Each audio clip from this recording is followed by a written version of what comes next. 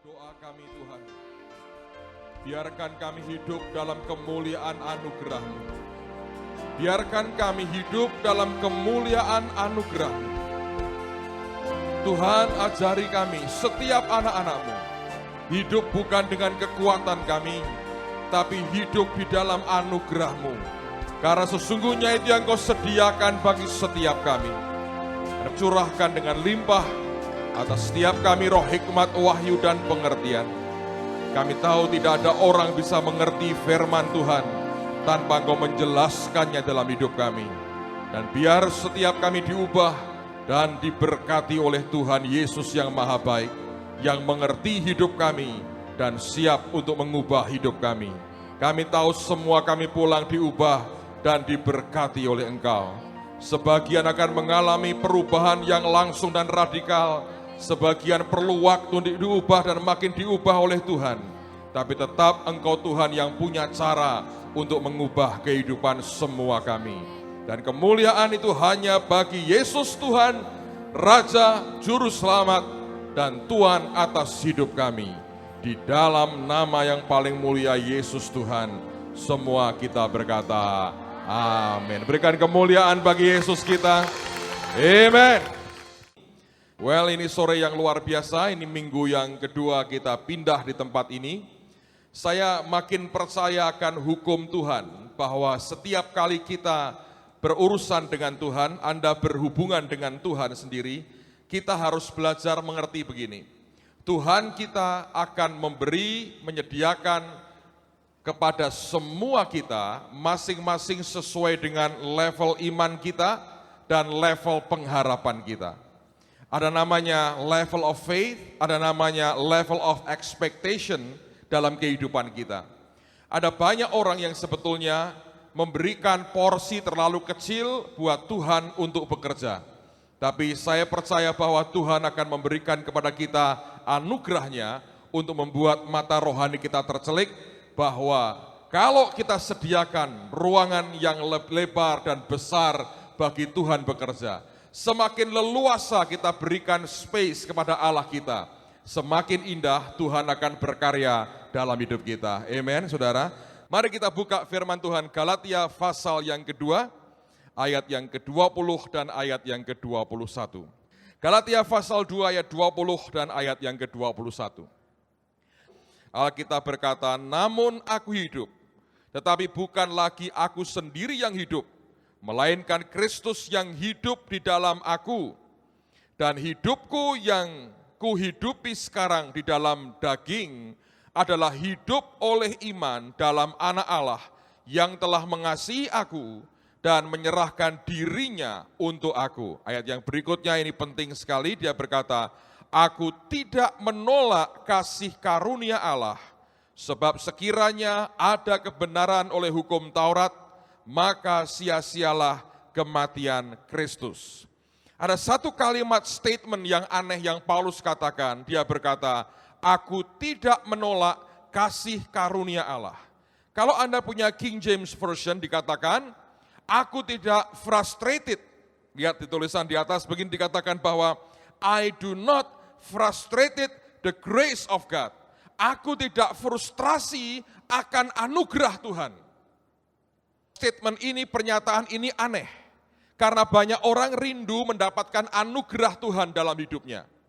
Bagaimana dia berkata bahwa aku tidak frustrasi dengan anugerah Tuhan? Orang berkata, ya pasti aku tidak frustrasi dalam anugerahnya. Mengapa dia berkata aku frustrasi? Tapi kenyataannya dia berkata, aku tidak frustrasi dengan anugerah Tuhan. Itu berarti ada begitu banyak orang yang frustrasi dengan anugerah Tuhan. Dan banyak orang bingung, kenapa anugerah bisa membuat sebagian orang menjadi begitu frustrasi. Mengapa kasih karunia yang didambakan, dirindukan banyak orang bisa membuat anak-anak Tuhan frustrasi melihat akan anugerah itu. Mengapa, saudara?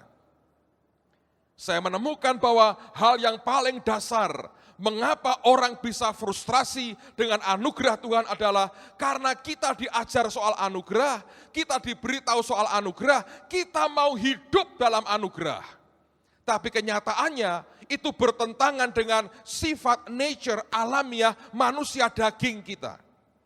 Ingat, sejak manusia jatuh dalam dosa, Tuhan berkata, dengan berpeluh, dengan berkeringat, kamu akan mencari rezekimu. Sejak itu, dalam kehidupan daging kita, sifat alamiah kita mengatakan, kalau kita tidak kerja keras, tidak mungkin mendapatkan apa-apa. Jadi orang percaya pun berkata demikian dalam hatinya, aku harus berbuat sesuatu, aku mesti kerja keras, aku mesti berbuat begini, berbuat begitu, supaya aku mendapatkan yang aku inginkan. Ketika kita lahir baru kemudian, Tuhan mengajar kita, ada yang namanya anugerah, yaitu kamu tidak usah hidup berdasarkan kekuatanmu. Engkau hanya melakukan yang Dia perintahkan, tapi hasilmu bisa berlipat kali ganda, engkau diangkat Tuhan, engkau diberkati oleh karena anugerahnya. Nah, kita mendengar banyak orang diberkati, mendengar begitu banyak kesaksian, kita berkata, Tuhan kapan waktunya buat aku? Dan kita mencoba dengan semua cara, dan ternyata kelihatannya tidak ada hasilnya. Dan itu salah satu faktor yang membuat orang bisa frustrasi akan anugerah Tuhan. Sesuatu yang sesungguhnya kita syukuri, sesuatu yang sesungguhnya kita berkata, Tuhan aku berterima kasih, ini anugerah pemberian Tuhan buat aku. Tapi mengapa membuat orang frustrasi?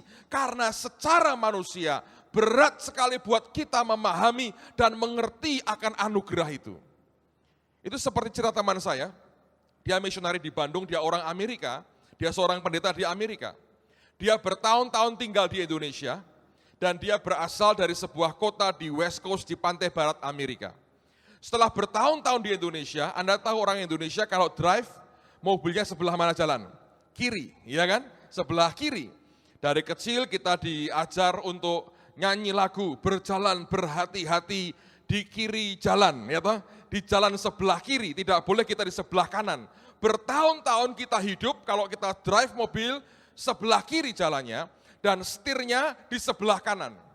Teman saya ini setelah sekian tahun di Indonesia, dia makan nasi Indonesia, dia makan nasi pindang, dia makan rawon, dia makan semua, sangat Indonesia.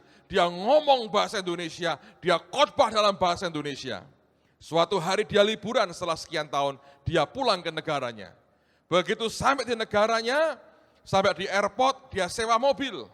Ketika dia mulai dekati mobilnya, kesalahan pertama dia buat adalah, dia langsung ke sisi kanan dari mobil. Ketika dia buka, baru sadar, itu tempat setirnya kebalik. Di Amerika, orang setir sebelah kiri. Kemudian dia berkata, wah aku lupa, ini Amerika. Dia masuk, dia muter lagi. Dan saya berkali-kali begitu saudara, saya kalau sudah lama nggak pergi, ketika pergi saya akan jalan persis seperti dia. Saya akan jalan masuk sebelah kiri. Teman saya berkata, kowe mah nyetir? Ora. Lah kok kono? Oh keliru, saya muter lagi saudara. Dia tahu saya buat kesalahan yang sama. Dan banyak orang buat seperti itu. Nah ketika teman saya masuk di sebelah kiri, ya kan? Apa yang terjadi ketika dia masuk, dia mulai drive, dia mulai setir mobilnya. Begitu keluar dari airport, langsung ketangkap polisi. Kenapa? Jalan di sebelah kiri. Mobil lain kaget, berhenti direm semua. Ada mobil nekat jalan sebelah kiri. Dan dia bingung, ini orang-orang Amerika kok ngawur semua. Jalan kok ngambil keliru. Semuanya keliru dia berkata. Polisi datang berkata, kamu dari mana? Indonesia katanya. Kamu tahu jalan nggak? Tahu, ini salah semua. Dia berkata, kamu yang ngawur. Dia baru sadar, dia yang salah. Kok bisa begitu? Dan dia begitu frustrasi pada masa awalnya. Dia naik mobil, setelah beberapa menit mulai terbiasa. Lalu ketika di Amerika dia begitu frustrasi. Anda tahu ketika Anda lewat jalan yang gede, di sebelah kanan atau kiri dari jalan itu selalu ada line yang terbuka. Itu marka jalan atau apa namanya, satu jalur yang terbuka. Itu sebetulnya hanya untuk polisi dan pemadam kebakaran dan ambulans. Mobil lain kagak boleh. Nah ketika dia macet, dia berkata, waduh tidak enak di Amerika. Kami macet berjam-jam, yang ini kosong. Indonesia lebih enak, sikat. Nah kalau ada ambulan macet, nasibnya kan gitu saudara, ngerti? Jadi kita hidup dalam dua dunia yang berbeda. Itu bisa membuat orang apa? Frustrasi. Walaupun kita mengerti, kerja dengan kekuatan manusia itu berat. Tapi toh manusia karena sudah terbiasa dari lahir begitu. Ya toh? Manusia itu dari lahir begitu. Kalau tidak ada penderitaan, kesusahannya, bukan atau belum menunjukkan kehidupan. Contoh ini, begitu bayi lahir. Kalau anak saya lahir, saya dari 3 saya tungguin 2. Yang 1 tuh nyelonong duluan belum waktunya. Yang 2 tepat waktu, saya liatin. Begitu keluar kepalanya, saya ngitung, mata 2, hidung 1, lubang 2, mulut, telinga, jari, tak hitung 5, 5, 5, 5. Ya, genep, sehat. Tanpa ekor, tanpa tanduk. Oke, anak saya ini. Oke? Tapi buat dokter, begitu lahir, yang ditunggu pertama apanya? Senyumnya atau tangisan? Tangisan. Loh, padahal kita menyanyi, dia mengerti bahasa tetesan air mata. Sejak lahir, yang pengen didengar apa? Tangisan. Kalau enggak nangis diapain? Ceplek, jiwit, supaya apa? Nangis. Begitu nangis orang berkata, sehat. Nah jalan toh. Nah itulah manusia. Kalau enggak sengsara, enggak nangis, dibuat nangis. Sebagai bukti bahwa dia sehat. Itulah dosa. Adam dan Hawa, begitu lahir muncul pertama, enggak perlu nangis. Adam langsung begitu, langsung berkuasa. Hawa apalagi tercipta dapat jodoh. Luar biasa tuh. Dan banyak orang berkata Adam Hawa itu katanya makhluk yang paling berbahagia. Kenapa tahu? Tidak punya mertua. Katanya loh, katanya. Menurut saya sih salah, katanya banyak orang. Tapi mereka nggak pernah ngalami itu kan. Setelah manusia berdosa, lalu yang terjadi sekarang seperti itu. Nah ini kondisi yang kita mesti perhatikan. Itulah sifat nature, alamiah kita memang seperti itu. Harus ada penderitaan, harus ada susah payah. Untuk membuktikan bahwa kita ini sehat dan normal. Tapi kemudian Tuhan datang, dia menawarkan anugerahnya. Dia berkata ada grace, ada anugerah buat kalian. Kita bisa frustrasi dengan anugerah itu. Kenapa kok bisa frustrasi? Satu karena sifat alamiah kita yang mesti harus susah payah kerja keras untuk langsung berkata, haleluya aku terima, berat untuk menerimanya. Masa begitu tak bisa? Masa begitu? Harusnya kan begini, harusnya begitu. Nah yang kedua saudara, mengapa kok bisa frustrasi? Karena kalau namanya anugerah itu kan pemberian Tuhan. Kita tidak bisa mengontrolnya. Kapan datangnya, caranya bagaimana, lewat siapa, bentuknya seperti apa, jumlahnya berapa, tidak bisa ngontrol. Itu semata-mata pemberian. Sama dong kalau Anda terima kado waktu ke ulang tahun, ya manusia nggak suka kalau tidak bisa dia kontrol. Makanya sekarang kalau ada orang kawin kan tanpa mengurangi rasa hormat. Lihat, itu artinya Anda mau kontrol kan? Mohon tidak memberikan cenderamata berupa karangan bunga dan barang. Saya berkata itu memboroskan kalimat. Langsung aja, tolong sumbangan berupa uang yang banyak, titik. Bagus mungkin, lebih terang-terangan. Orang berkata begini, ya anak sopo toko yang ini, ya repot. Itu manusia kan begitu, manusia ingin kontrol sebetulnya. Nah waktu bertemu dengan pemberian Tuhan, kita nggak bisa kontrol lagi. Semua total absolut kemutlakan keputusan itu ada di tangan Tuhan. Kita nggak bisa ngapa-ngapain. Semua tergantung dia. Semua tergantung dia. Itu yang membuat kita frustrasi. Oh aku mau anugerah, tapi gimana? Tapi gimana? Selalu begitu. Saya beri kesaksian misalnya. Ini Pak Ardian cerita dan dialami oleh saudara Anda, kita semua di sini, jemaat di sini. Saya nggak perlu sebut nama. Beliau ini punya kesulitan keuangan. Dia ada tanggungan sekian ratus juta rupiah. Beliau tugas di gereja sebagai kolektan. Nah mulai sekarang tidak berarti bahwa kita menerima lamaran jadi kolektan secara sebanyak-banyaknya. Nanti saya khawatirnya ini membuat orang rindu jadi kolektan. Saya berasa. Ini luar biasa. Saudara perhatikan baik-baik.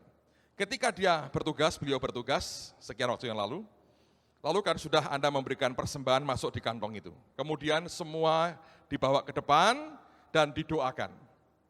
Dan ini anak Tuhan ini bersaksi begini.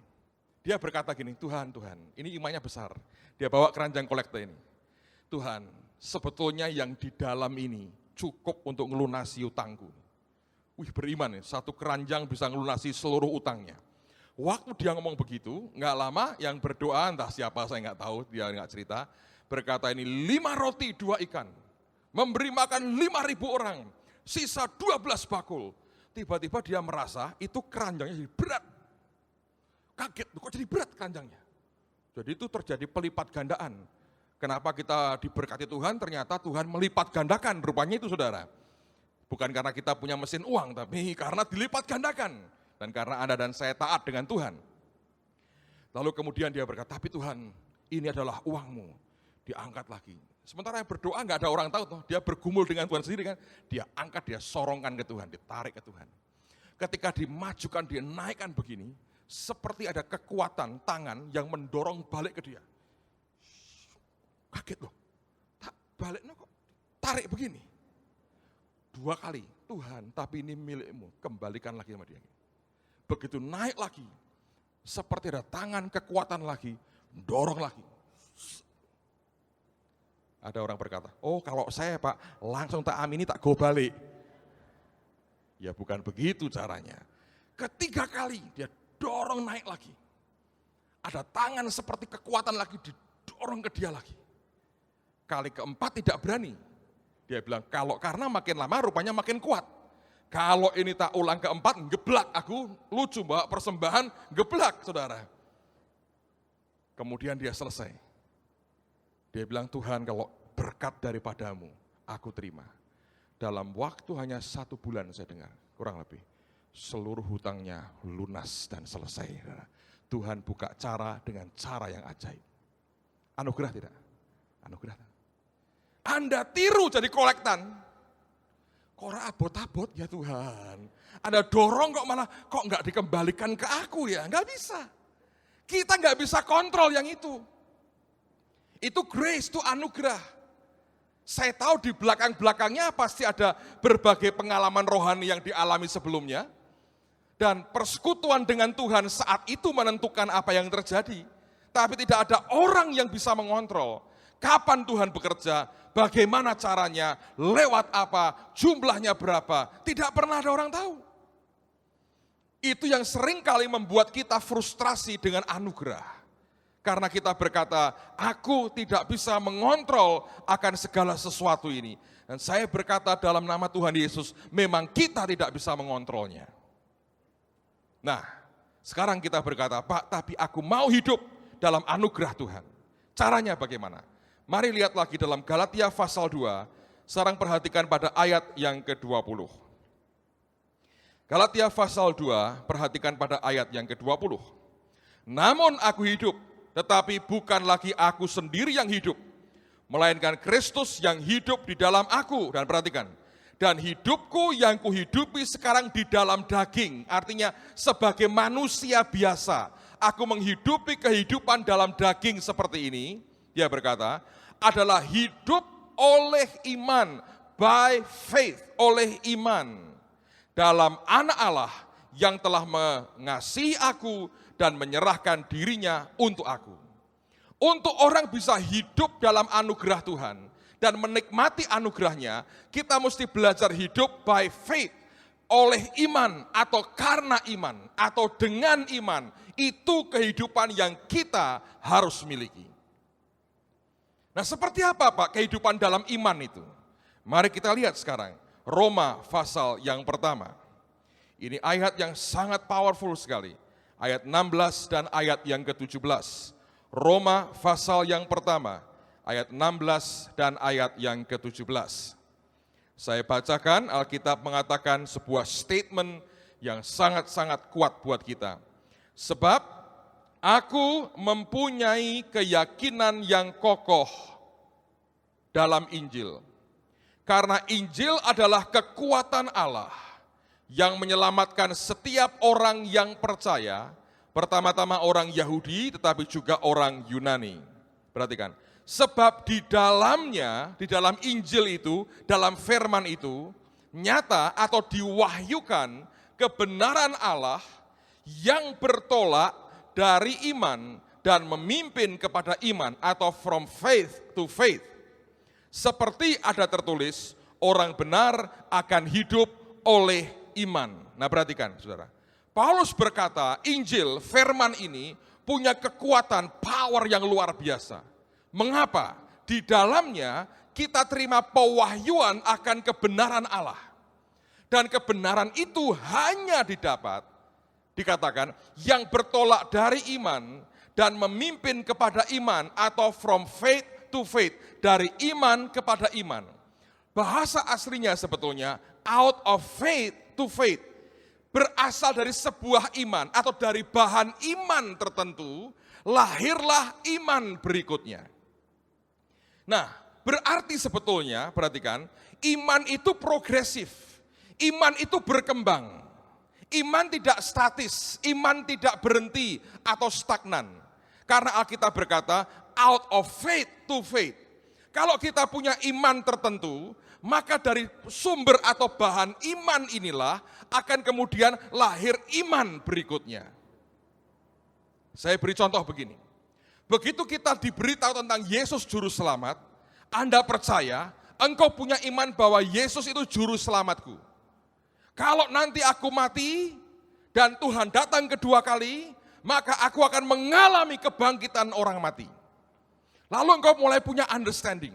Ingat, dari Yesus Juru Selamat dan Tuhan kita diajar kelak kalau mati pada akhir zaman, ketika Tuhan datang yang kedua kali, kita dibangkitkan bersama dengan Dia. Nah, kita bangkit dalam Kristus itu, kita mulai mengatakan, oh berarti Tuhanku Tuhan yang sanggup membangkitkan orang mati. Tapi apakah nunggu sampai akhir zaman? Anda baca di Alkitab lagi. Injil berkata, bukan hanya sampai nunggu akhir zaman. Selama di dunia ini pun Tuhan sanggup membangkitkan orang mati. Kita baca di Alkitab, Lazarus bangkit dari antara orang mati. Pemuda Nain juga dibangkitkan. Anaknya Yairus juga dibangkitkan. Ada banyak orang yang mengalami kebangkitan ketika Yesus melayani. Dorcas juga dibangkitkan dari antara orang mati.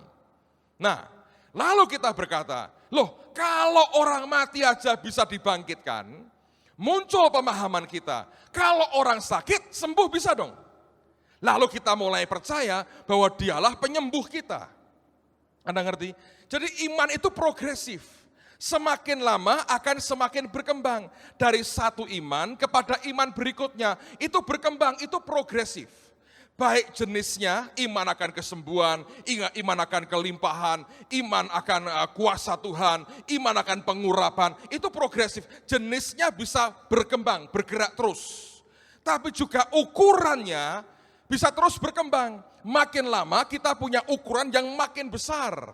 Ada namanya ukuran iman, makin lama akan makin besar, makin lama makin kuat. Tapi kita perlu melatihnya supaya itu berkembang. Tapi yang jelas iman itu progresif. Nanti di level tertentu Anda dan saya akan hidup total dalam anugerahnya. Tidak bergantung kepada kekuatan manusia sama sekali. Tapi kekuatan Tuhan yang bekerja di dalam kita.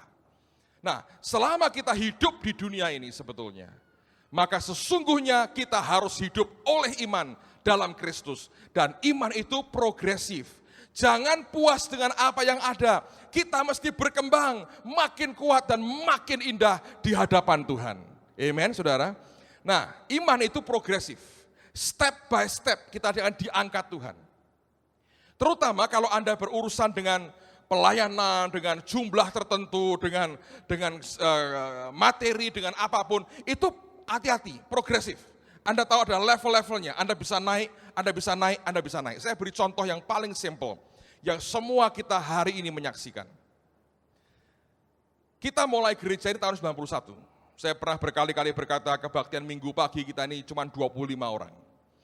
Lalu kita sudah lama kita sewa di belakang restoran namanya apa? Itu Majesty yang di Gajah Mada. Belakangnya itu ada gedung pertemuan. Kami sewa di situ. Di situ kalau bisa penuh sekali 300 orang, tapi kami nggak bisa memenuhi tempat itu. Ya datang 100 sekian, 90 sekian, kalau sore karena banyak orang dari berbagai gereja datang. Kalau pagi yang murni jemaat awal itu 25. Itu berat sekali. Lalu Tuhan itu baik. Dilatih iman kita, kemudian Tuhan berikan kita gedung di Pondok Hasanuddin. Awalnya bukan di gedung besar, awalnya di ruang serbaguna tempat baptisan. Kalau Anda lihat ke belakang, di bawah kantor, di situ kita kebaktian. Itu pun nggak bisa penuh di awalnya. Hanya di kotak satu itu penuh dengan orang, sampingnya kosong. Kita pakai itu beberapa waktu. Tuhan berkata, mari bergerak lagi. Kita berkata, tidak berani Tuhan, kalau aku pindah ke ruang gede akan kosong. Tuhan quote and quote tanda petik paksa kita. Didatengin adiknya Benny Hinn, Sam Hinn. Lalu kemudian terpaksa kita pindah ke ruang besar. Mulai dibuat berkembang oleh Tuhan. Itu pun kita dulu hanya pakai separuh kurang lebih. Di depan balkon, maju lagi, kita kasih sekat. Dan semuanya masih serba darurat, kasih tenda di atasnya, tidak ada plafonnya. Begitu masuk itu sudah besi, berserakan, gak keruan, gelap total. Dan kita pakai lampu-lampu gantung. Karpet gak bisa beliin plastik. Dilim saudara, supaya kelihatan rapi, panggungnya dari plastik, lapisannya itu. Nah, di situ kita mulai diajari Tuhan begitu banyak hal. Satu hari datang seorang hamba Tuhan yang sebagian Anda masih ingat namanya Glory Bachman. Kalau lagi mendoakan kan pakai kata-kata apa? Lucu-lucu lah, ini orang Finlandia. Anda tahu ceritanya Glory Bachman ini, saya cerita, ini orang aneh. Suaminya Mats Bachman ini dengan istri pertama itu punya anak. Anaknya dia ini kawin sama bintang film Indonesia, luar biasa. Nggak sebut nama lah saudara ya. Mereka tinggal di Indonesia. Sekian tahun waktu itu, ini suami istri dengan anak mereka, si Amos datang ke Indonesia nengokin anak menantunya. Mereka tinggal di Bandung waktu itu. Setelah sekian hari di Bandung, Tuhan ngomong sama Glory Bachman, Surabaya, Surabaya, Surabaya. Nah, dia nggak tahu Surabaya itu apa. Tanya sama orang Bandung, Surabaya itu apa? Nama kota, di mana? Jawa Timur. Dibuka di peta, di situ. Oh, aku ngerti sekarang. Tuhan suruh kami ke Surabaya. Ngapain? Tidak tahu. Terbang ke Surabaya. Masuk di hotel, begitu sampai di hotel, berdoa, Tuhan, aku sudah di Surabaya. Tuhan ngomong, McDonald, McDonald, McDonald. Rupanya Tuhan juga tahu McDonald. Tidak makan, belum tentu kalau makan. Tahu McDonald, tahu saudara. Lalu kemudian dia berkata, ayo ke McDonald. Jadi ke McDonald saudara. Tuhan berkata, ngapain di sini Tuhan? Makan. Suruh makan loh. Lalu kemudian dia ngantri karena banyak orang lagi antri pesan makanan, dia ngantri. Dia bilang, Tuhan aku mesti ngapain? Lalu tiba-tiba di depan dia ada 2 orang perempuan lagi ngobrol. Yang seorang berkata, haleluya ya, cerita bahasa Indonesia tentunya. Dia dengar loh, ini kok haleluya. Dilihat tangannya bawa Alkitab. Habis pulang persekutuan doa. Lalu diomongin, excuse me, kamu orang Kristen. Ini bisa bahasa Inggris rupanya. Iya, saya orang Kristen. Oh, aku juga hamba Tuhan. Aku orang Finland. Ngobrol saudara. Setelah pesan McDonald, di tempat itulah mereka ngobrol, mereka cerita, aku ini hamba Tuhan dari Finland, kamu siapa? Aku ini anak Tuhan, lagi dari persekutuan. Tengah-tengah ngobrol, karunia nabiahnya keluar. Ngomong begini, Tuhan berkata loh, kamu tuh orangnya begini, begini, begini. Dibuka semua, kesentuh hatinya, nangis perempuan ini. Didoakan di McDonald. Minta kamu tinggal di mana? Di hotel ini nomor sekian. Kaget. Ada orang asing, aku tidak kenal siapa, ngerti hidupku. Ternyata ini pegawainya Ibu Prawiro Maruto. Perwakilannya Morris Serulo di Indonesia, Ibu Prawiro. Langsung lapor bosnya. Besoknya, Bu Prawiro, nggak masuk akal Bu. Aku ke McDonald, oh ilahi sekali McDonald hari itu. Ketemu hamba Tuhan, aku dinubuati, bisa membuka hidupku persis semua. Langsung dia berkata, tinggal di mana orangnya? Di hotel. Ayo ke sana, didatangi. Diajak kenalan, dinubuati Ibu Prawiro. Persis. Langsung digandeng. Ye ikut Eke. Langsung ke persekutuan doa, disuruh melayani ibu-ibu. Roh Tuhan bekerja. Kenalkan Ibu Linda Bernat, khotbah di sana. Setelah seminggu khotbah, telepon saya Bu Prawiro. Dan dia berkata, Pak Petrus, mesti ngerti Pak Petrus, Eke baru ketemu malaikat. Oh ketemu malaikat, saya berkata. Sebab Ibu Prawiro ini suka ngomong bahasa Belanda. Dan kalau sama saya tanpa sadar, keluar Belandanya, saya berkata, Hirashata Karapatakai. Sehingga anak saya kalau manggil dia, Oma Eke, karena suka Eke terus, jadi ini Oma Eke, saudara.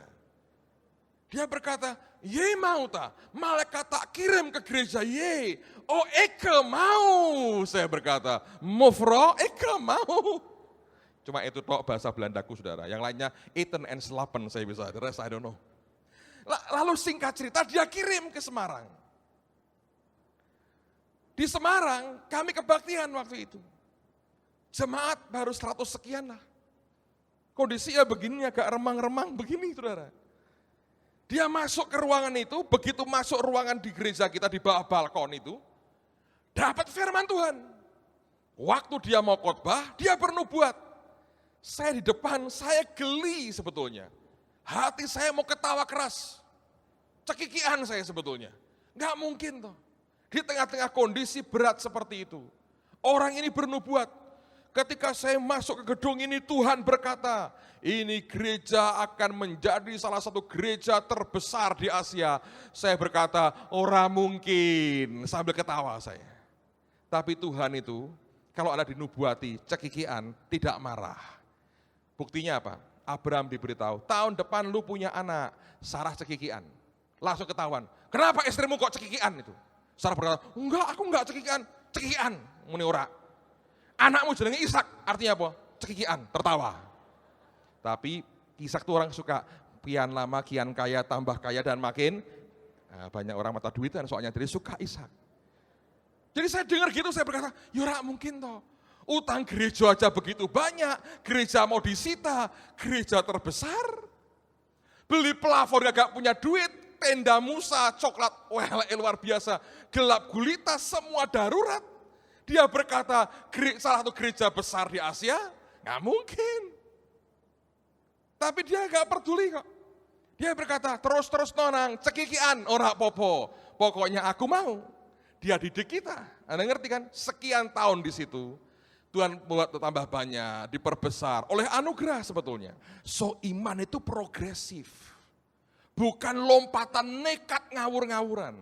Tapi itu progresif, kita berkembang step by step, bergerak, dan terus bergerak seperti itu.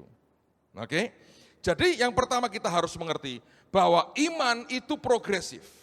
Kita tahu bahwa kita berkembang dari yang kita ada sekarang, Tuhan akan bawa kita naik lagi. Jenisnya bisa banyak, jenisnya bisa macam-macam, levelnya, tingkatannya juga macam-macam, ukurannya bisa makin berkembang. Dan itulah Tuhan yang memang luar biasa dan siap memberkati kita. Nah bagian kita Pak beriman seperti itu sederhana. Anda percaya apa yang dia katakan. Anda punya hati yang siap, punya level expectation yang besar sekali, simple. Minggu lalu ada seorang jemaat yang mempersembahkan akan sepeda motornya dan kami taruh di sana. Pastornya mentanya sama saya, ini motor kok masuk gereja ada apa? Orang memberi, sudah saya duga ini, nggak mungkin ada motor ke sini untuk ngejar siapa di sini. Jadi itu persembahan. Tapi ini ada story-nya, keluarga ini, jemaat kita juga adalah di tengah-tengah kita mungkin hari ini atau tadi pagi. Beliau itu dalam kesulitan, ketika kita buat romantic worship di sebelah. Anda masih ingat kira-kira sekian bulan yang lalu, kita buat romantic worship. Nah, ada blessing in disguise sebetulnya, karena tempatnya sudah nggak muat, parkirnya sudah begitu penuh sesak. Lalu oleh security di sini itu dibuka, ini kan rumah warga. Nah, tapi kan mereka juga perlu income tambahan. Jadi harusnya kan dijaga, dibuka saudara. Dimasukkan ke dalam. Nah teman kita ini naik mobil, mereka nggak punya rumah sebetulnya. Atau kontrak waktu itu. Jadi ketika mereka parkir di depan rumah kosong. Nah begitu sampai, lihat rumah dia berkata, ini rumah kok bagus ya Tuhan ya. Wah ini kalau buat kami cocok, hanya begitu. Makanya kalau Anda ini batin sekarang, batin sing api-api saudara, ngerti? Wong kok elek banget, eleke nular ke saudara. Ngerti, batin yang bagus, semua yang baik, sedap didengar, semua yang mulia, disebut kebajikan, pikirkanlah semuanya itu. Amen. Ojo batin elek, wah iki nganu ki wong ini dam ini, wong ini. Engkau nular ke saudara, ngerti. Dia bilang, Tuhan kalau buat saya ini bagus. Romantic worship, dia tulis kertas, dia bilang, Tuhan aku mau rumah. Bawa ke Tuhan sama-sama. Sudah tahu? Dalam waktu sekian lama, enggak lama, saudara. Dalam anugerah yang tidak terduga, beliau yang punya rumah yang diparkiri di depan. Mulai sekarang kalau parkir, pilih-pilih sing genah, saudara. Jangan parkir di tempat yang jorok dan kotor. Anda harus tahu di mana engkau berada. Karena apa yang matamu nih lihat, siapa tahu di situ Allah akan mengarahkan Anda menikmati akan anugerahnya. Amen. Itulah iman progresif. Dan tidak terduga. Tidak bisa dikontrol oleh siapapun. Tuhan mengendalikan semuanya. Selama kita hidup dalam rambu yang dia pasang akan luar biasa. Nah, teruskan lagi. Tapi saya mau katakan begini. Iman itu sebetulnya ada dua jenis. Artinya begini, ada jenis iman perjanjian lama, ada juga perjanjian baru. Perjanjian lama itu kita butuhkan untuk di dunia, perjanjian baru lebih daripada sekedar sesuatu yang kita butuhkan di dunia. Apa artinya Pak? Mari kita buka Ibrani pasal 11 sekarang. Ibrani pasal yang ke-11. Surat Ibrani pasal yang ke-11. Saya mau ajak Anda lihat dulu pada ayat yang pertama sampai dengan ayat yang ketiga. Dan banyak orang menjelaskan akan iman dengan keterangan ini. Saya tidak akan bisa selesaikan subjek ini dalam sekali, tapi saya mau memberikan dasar dulu. Ibrani 11, ayat yang pertama sampai dengan ayat yang ketiga. Alkitab berkata, iman adalah dasar dari segala sesuatu yang kita harapkan dan bukti dari segala sesuatu yang tidak kita lihat. Sebab oleh imanlah telah diberikan kesaksian kepada nenek moyang kita, karena iman kita mengerti bahwa alam semesta telah dijadikan oleh firman Allah, sehingga apa yang kita lihat telah terjadi dari apa yang tidak dapat kita lihat. Jadi iman itu sungguhnya gini, itu creative power. Itu kuasa daya ciptanya luar biasa. Menjadikan dari yang tidak ada, menjadi ada. Kemudian kalau Anda baca dari ayat yang keempat sampai seterusnya, kita diberi daftar nama-nama para tokoh iman. Ada Habel, ada Henoh, ada Nuh, ada Abraham, ada Musa, ada segala macam yang lain. Nah, semua tokoh perjanjian lama, the heroes of faith, para pahlawan iman ini, kan kita mengatakan bahwa mereka itu kan luar biasa. Tapi lihat sekarang pada ayat yang ke-39, ayat yang ke-13 dulu, supaya kita belajar ini. Ayat 13, Ibrani 11, 13. Dalam iman mereka semua ini telah mati, perhatikan, sebagai orang-orang yang tidak memperoleh apa yang dijanjikan itu. Tetapi yang hanya dari jauh melihatnya dan melambai-lambai kepadanya, dan yang mengakui bahwa mereka adalah orang asing dan pendatang di bumi ini. Jadi sekalipun iman mereka begitu luar biasa, Alkitab mengatakan mereka tidak memperoleh apa yang dijanjikan kepada mereka. Karena begini, selama mereka hidup di dunia, ya mereka memperoleh yang mereka butuhkan di dunia. Tetapi janji yang paling hebat yang Tuhan berikan kepada mereka adalah soal Kristus dan kepenuhannya. Nah ini sampai matinya mereka tidak mendapatkan Kristus dan kerajaannya dan kepenuhan Kristus. Tetapi perhatikan, iman mereka ini memang cukup hanya untuk di dunia ini, tapi belum sampai mendapatkan yang kita dapatkan hari ini, yaitu Kristus Yesus dan seluruh kepenuhannya. Lihat sekarang kita lompat pada ayat yang ke-39. Apa yang mereka dapatkan di dunia ini? Ayat 39. Dan mereka semua tidak memperoleh apa yang dijanjikan itu, perhatikan, sekalipun iman mereka telah memberikan kepada mereka suatu kesaksian yang baik. Nah, Dalam bahasa Inggris kita berkata, mereka itu dikatakan obtain a good report through faith. Mereka mendapatkan sebuah laporan yang baik oleh karena iman mereka. Nah sekarang perhatikan saya dulu saudara. Iman perjanjian lama itu, iman yang dibutuhkan selama kita hidup di dunia ini. Tapi ini tidak boleh terus-menerus seperti ini. Karena kita punya yang lebih baik dari mereka. Nanti kita akan baca. Tapi minimal iman seperti ini adalah iman yang kalau kita hidupi, orang berkata, wow luar biasa. Orang berkata, ini hebat sekali. Orang berkata, ini ajaib sekali. Orang berkata, good report soal orang ini. Kenapa? Karena apapun yang dibutuhkan di dunia ini, kita mendapatkannya. Amen, saudara.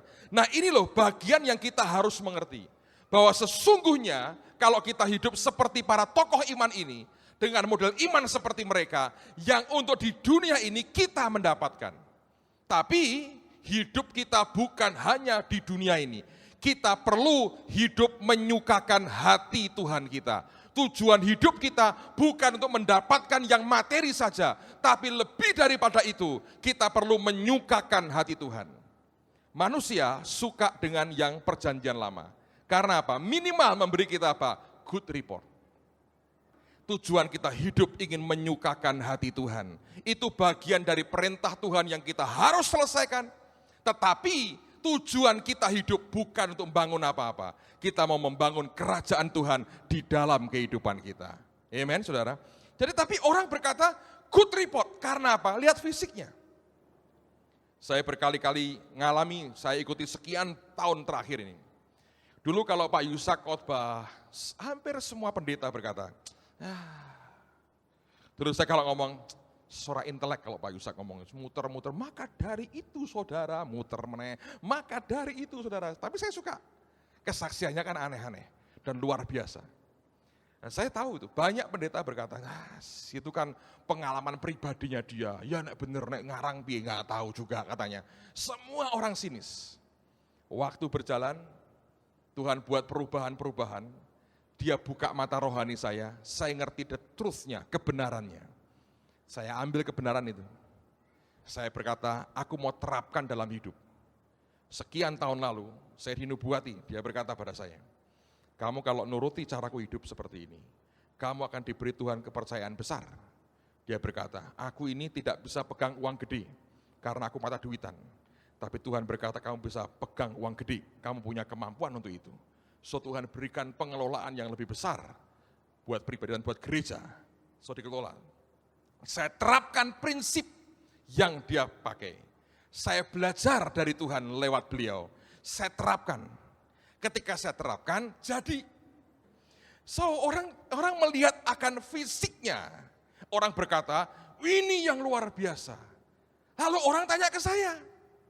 Baru-baru saya ditanya seorang hamba Tuhan dari luar negeri. Kamu mengalami ini apa? Saya berkata, bergaul dengan Tuhan.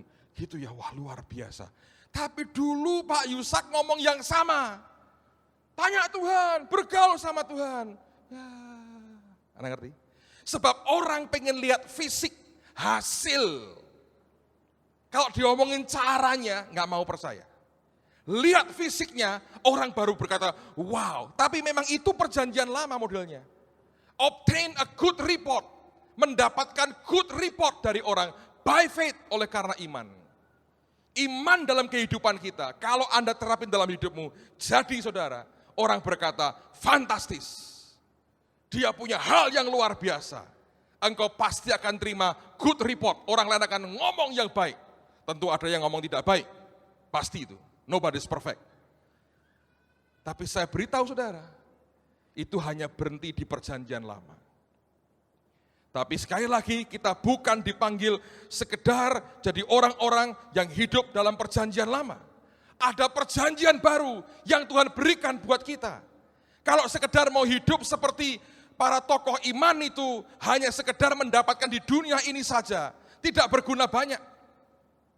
Sebab lihat ayat yang ke-40, Ibrani 11, Alkitab berkata, sebab Allah telah menyediakan sesuatu yang lebih baik bagi kita. Dan dikatakan, tanpa kita mereka tidak dapat sampai kepada apa? kesempurnaan. Alkitab berkata Tuhan memberikan kepada kita yang lebih baik. Di dalam Kristus kita punya yang lebih baik. Kalau kita hidup dalam pola perjanjian lama aja soal iman ini, saya mau beritahu, hanya cukup untuk di dunia ini. Repotnya orang berkata, Pak sudahlah cukup buat saya. Yang penting di dunia ini saya beres. Rugi saudara. Sebab sesungguhnya yang di dunia yang materi ini, begitu simple, begitu mudah didapat. Tapi Tuhan memberikan kita lebih dari sekedar materi dan kebutuhan di dunia ini. Kalau fokus kita hanya terus di dunia ini saja, hidup kita pasti akan berantakan. Tapi saya berdoa semua kita akan diberi anugerah Tuhan yang luar biasa. Satu hari bukan hanya di dunia kita terima good report, tapi kelak kita hidup kita menyukakan hati Tuhan. Ketika Tuhan melihat kita, dia berkata, ini aku berkenan. Karena firman berkata, bukan orang yang dipuji manusia yang tahan uji, tapi yang dipuji siapa? Dipuji oleh Tuhan. Biarkan kerinduan kita adalah Tuhan melihat kita dan dia berkata, aku senang dan aku berkenan. Kalau itu yang Anda dan saya dapatkan, bukankah itu tujuan yang termulia yang Tuhan mau berikan dalam hidup kita? Angkat tanganmu di hadapan Tuhan dan arahkan hatimu di hadapan Dia.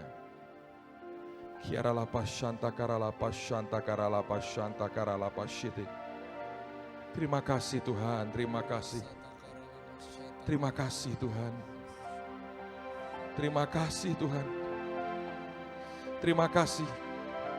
Terima kasih Tuhan Yesus.